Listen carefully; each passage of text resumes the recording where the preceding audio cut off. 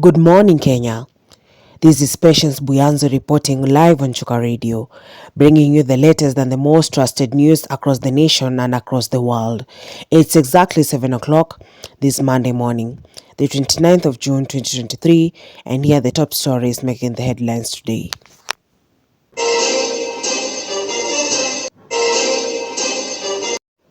Female officer Emily was attacked and injured during Nairobi protests, marking the first anniversary of anti-government demonstrations.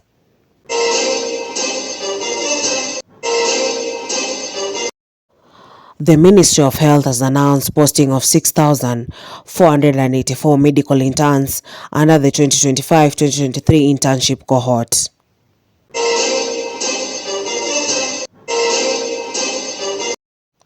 National Assembly Speaker Moses Wetangula has appealed to Chief Justice David Maraga to refrain from engaging in activities that diminish the stature of the prestigious office he once held.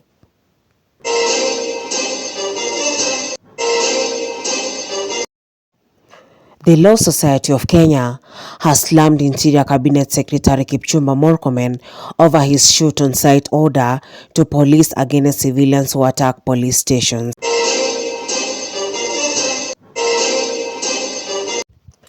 Boniface Kariuki, a mask vendor who was shot in the head by the police officer during recent anti-police brutality protests in Nairobi, has died.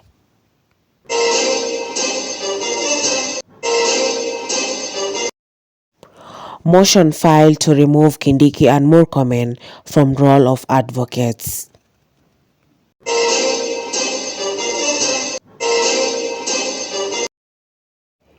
Interior Cabinet Secretary Kipchumba Murkomen has pledged to guide APS Bomet to Premier League glory. Eneo hili kutoka pembe zote za Kenya na kote duniani.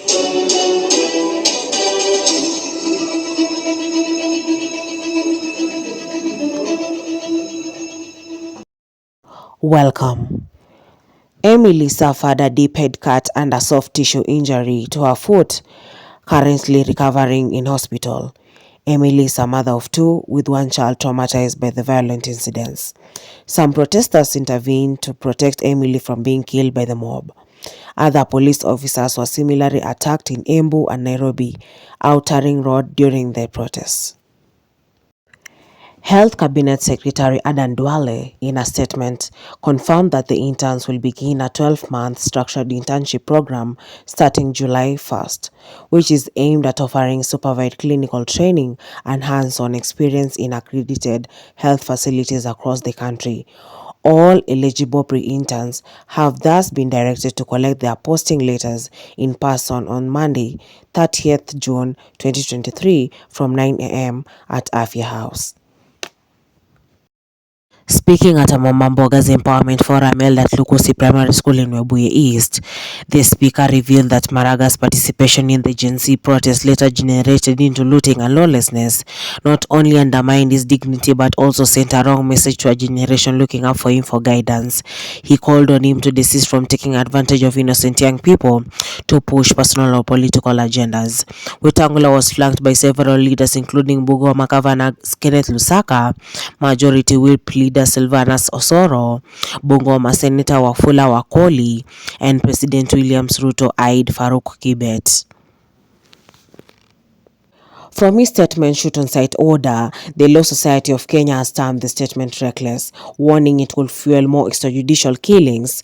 Murkomen has since clarified that the police are well aware of the limits in the use of force, as the CES gave the green light for the police to shoot on sight any aggressors who approach the police stations with criminal intent.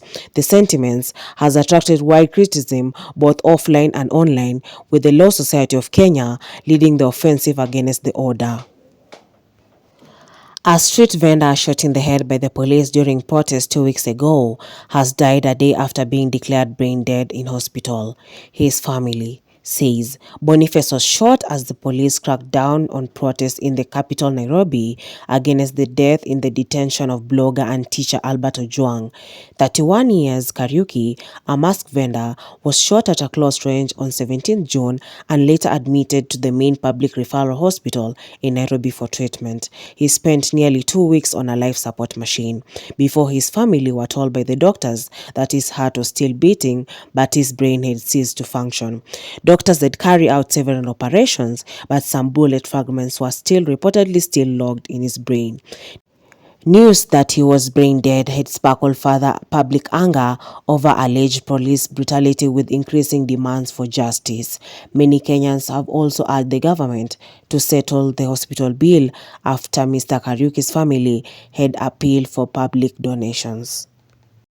A Nairobi-based advocate has filed a formal motion seeking the removal of Interior Cabinet Secretary Kipchumba Murkomen and Deputy President Kithure Kindiki from the role of advocates, citing their alleged role in state violence during protest.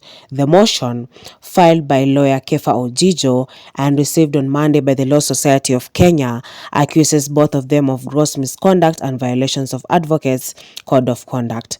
Ojijo urges that Murkomen and Kindiki, while serving in powerful security dockets, presided over police operations that resulted into deaths, injuries, abductions, and disappearing of young protests during the nationwide Gen Z demonstrations in 2024 and 2025.